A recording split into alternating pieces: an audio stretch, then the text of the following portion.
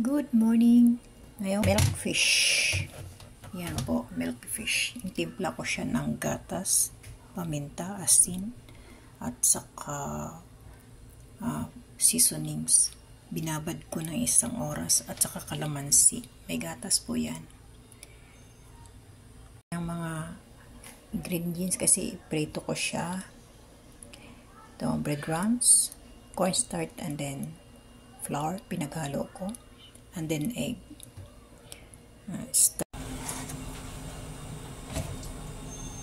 Okay, first, kuha tayo ng fish. Tinan mo. Tinanggalan ko na ng tinik. Sausaw natin sa may bread, sa flour. Next, egg. And then, breadcrumbs. Coat lang. Matrabaho lang, pero masarap ito pag na-prito na. Ito, mas masarap ito pag yung isda mo yung fillet. Yan. Ito po, ganyan. Lagay lang dyan. Ito, malaki. Sausaw. May flour. Yan po, sir. Flour muna. Magiging crispy. Next, egg. Para kumapit yung breadcrumbs. And then, breadcrumbs. Ano guys, masarap yan. Malutong. Pwede rin half fry mo lang. Then, kung may fryer ka, pwede, para mawala yung mantika. Hanggang sa maubos. Sausaw mo na. Pagulungin sa then, itlog. Breadcrumbs.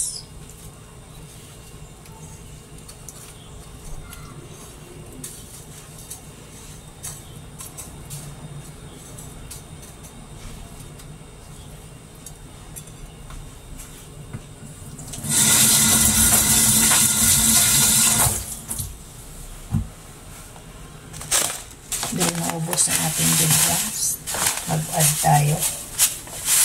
Ito lang. Next,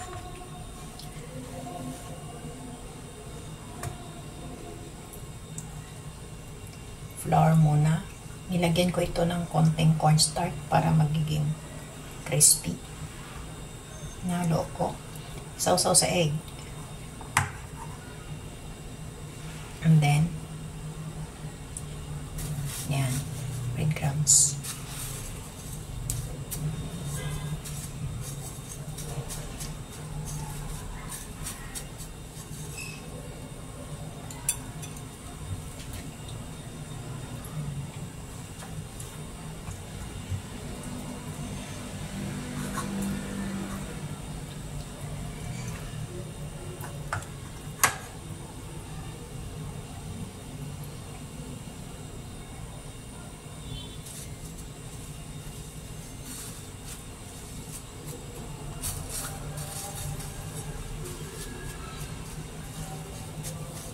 Yan guys, fish fillet, milk fish. Yan. Masarap po yan. Lalo pag crispy. Wala ng tinik. Tinanggalan ko na siya ng tinik para mas maganda. Lagay dito. Pagulungin mo sa flour. Pagulungin mo sa itlog. Ganyan. Ihaon. Pagulungin sa breadcrumbs. Ganyan. Yan. Ganyan. Dito ko na lang ilagay. Mayroon pa.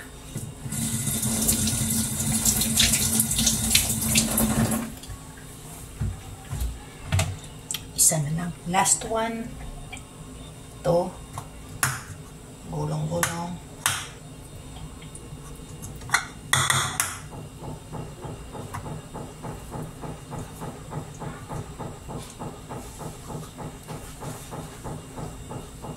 Then itlog, gulong din. Lubog sa itlog. May excess egg is patuluin lang. Then, breadcrumbs. Pagulungin. Ako ginagawa ko, pinaka-dry ko konti kasi sobrang ano yung itlog. Pag kumapit na siya, medyo nagda-dry kasi siya eh. Saka ko na i-fry para yung breadcrumbs hindi matanggal. Hanggang sa maluto, nakadikit pa rin yung breadcrumbs. Kasi minsan pag hindi siya dumikit, pag prito mo, nahuhulog. Lahat nasa kawali. Diba? Na-experience nyo din po yan. Yan lang. E mayroon siyang mag-add tayo ng konti. Kasi meron sayang din yan. Mahal ang isda. Kaya kailangan ilagay din po natin. Ilagay ko rin yan kasi malang isda. So ngayon, gawin ko siyang bola-bola. Kasi mga ano lang yan, yung retaso. Bola-bola na. Ganyan. Kakapit yan dahil meron siyang bola-bola fish. Ganyan. Oh, yan. Ayos. Diba? Yan guys. Yan po lahat. Ilang piraso. Ibalik ko dito. Habang mapapainit ng mantika, nagda-dry siya konti. Para itong breadcrumbs kumapit sa kanyang sa isda. Kasi kung agad-agad mo siya iprito, paglubog mo dyan sa breadcrumbs, diretso mo sa kawali, lahat na sa kawali yung breadcrumbs. So, kailangan padikitin mo siya muna. Mga ilang minuto lang naman.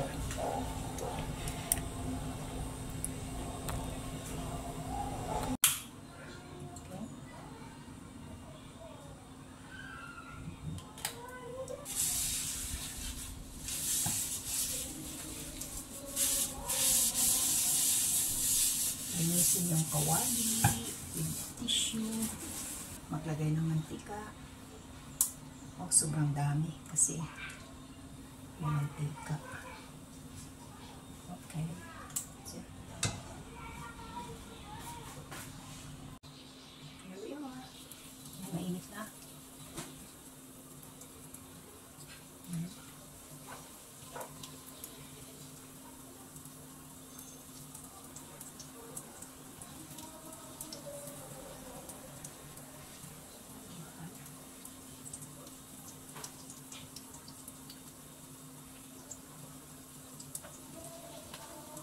Mas malaki ang kawali. Ibuhos na natin lahat. Ilagay ko na. Hey guys. Diba? Mas isa bola-bola.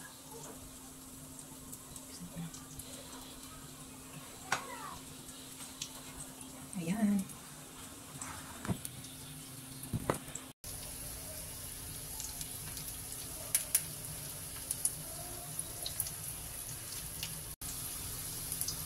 Yan. Stir frying. Diba? Maganda pagkagawa. Oh, patigas siya. Crispy. Yan. Yan. Silip lang muna ilalim. Little bit pa.